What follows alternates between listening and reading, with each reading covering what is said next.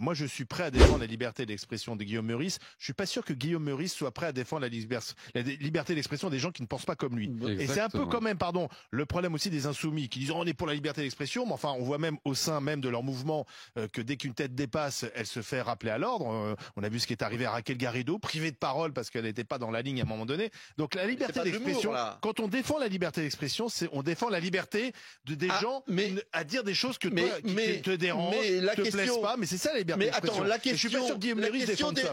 J'ai du mal avec la déclaration d'Olivier Truchot. Il dit qu'il serait d'accord avec la liberté d'expression de Guillaume Meurice, donc son humour, si seulement Guillaume Meurice, lui, acceptait l'humour des gens qui étaient contre lui. Mais Guillaume Meurice n'a jamais dit qu'il était contre ces gens-là, contre cet humour-là. Quels sont les types d'humour que Guillaume Meurice n'écoute pas, ne veut pas accepter?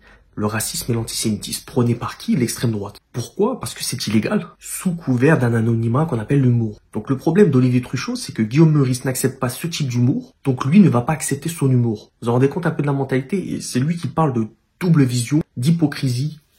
Non, c'est étonnant. Parce que oui, quand on défend la liberté d'expression, on doit défendre la liberté d'expression de tous. Mais il ne faut pas confondre la liberté d'expression avec la diffamation, le racisme et même un certain type d'insultes qu'on qualifierait d'humour noir.